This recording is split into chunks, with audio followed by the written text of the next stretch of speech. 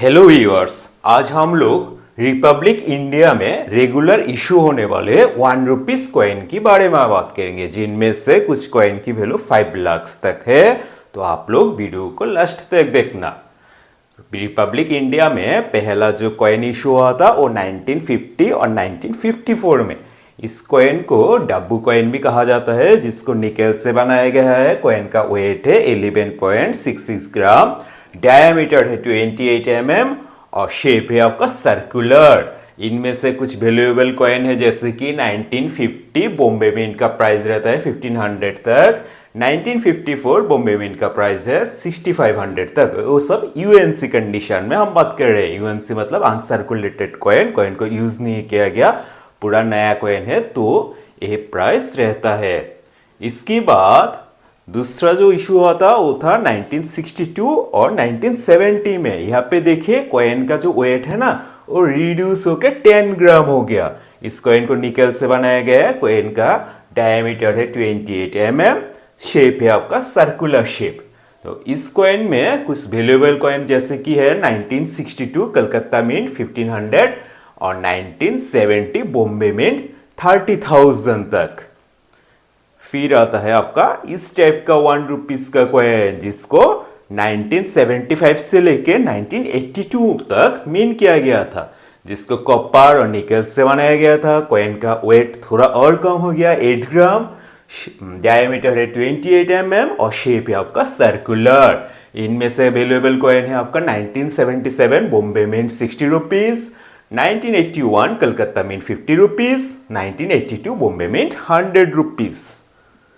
फिर आता है आपका इस टाइप का कॉइन। इनमें से कुछ कॉइन बहुत ही वैल्यूएबल होता है। इस कॉइन को 1982 से 1991 तक मिंट किया गया था।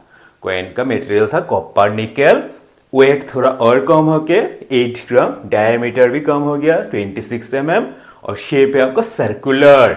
इनमें से valuable coin 1982 Bombay mint 1 lakh तक, 1983 हैदराबाद मिंट 5 लाख तक। अच्छा, हम कैसे पहचानेंगे बॉम्बे मिंट? बॉम्बे मिंट का होता है आपका ईआर के नीचे डायमंड, देखिए यहाँ पे डायमंड है, ये बॉम्बे मिंट का है। हैदराबाद मिंट का होगा तो स्टार, नोएडा का डॉट या फिर सर्कुलर शेप होता है, और कोलकाता मिंट का कोई भी मिंट मार्क नहीं होता है। फिर आता है 1984 हैदराबाद मिंट का 500 रुपीज, 1986 हैदराबाद मिंट का 1500 रुपीज, 1987 हैदराबाद का 300, 1988 हैदराबाद का 200, 1988 नोएडा का 3000, 1989 हैदराबाद का 200, 1989 नोएडा का 100, 1990 नोएडा का 200, 1991 नोएडा का 80,000 तक। फिर 1992 में आपका जो 1 रुपीज का कॉइन वो फेरेटिक स्टेनलेस स्टील से बनना शुरू हो गया। इस कॉइन को 1992 से 2004 तक मिंट किया गया था, जिसका वेट है आपका वेट और कम हो गया और डायमीटर भी कम हो गया। 4.85 ग्राम्स वेट है और डायमीटर है आपका 25 mm और शेप है आपका सर्कुलर शेप। इनमें से वैल्यूएबल कॉइन है 1992 हैदराबाद मिंट 100 रुपीज तक। फिर आता है आपका क्रॉस कॉइन। इसको क्रॉस कॉइन भी कहा जाता है। इसको मिंट किया गया था 2004 से 2006 तक, जिनमें से फेरेटिक स्टेनलेस का कॉइन है, वेट है 4.85 ग्राम, पहले वाला वेट ही रहा, और डायमीटर भी सेम है 25 mm और शेप है आपका सर्कुलर।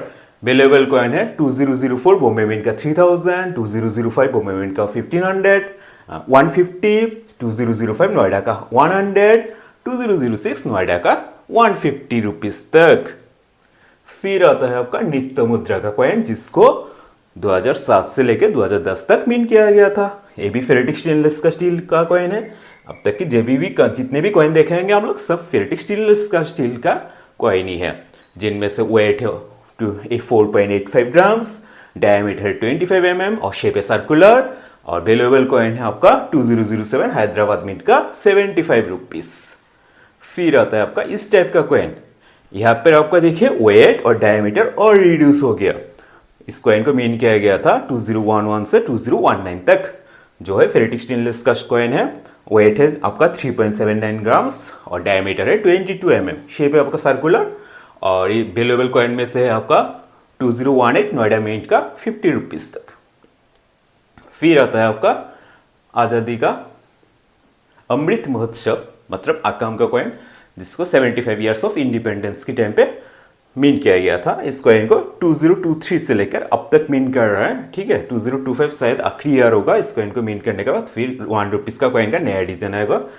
तो यह है आपका फेरेटिक स्टेनलेस स्टील का कॉइन, जिसको 3.09 ग्राम्स, वेट थोड़ा और कम हो गया, डायमीटर भी कम हो गया 20 mm, और शेप है आपका सर्कुलर शेप। ये था आपका 1 रुपीज़ में इशू होने वाले रेगुलर कॉइन के बारे में जानकारी। तो आज की वीडियो में बस इतना ही। Thank you for watching.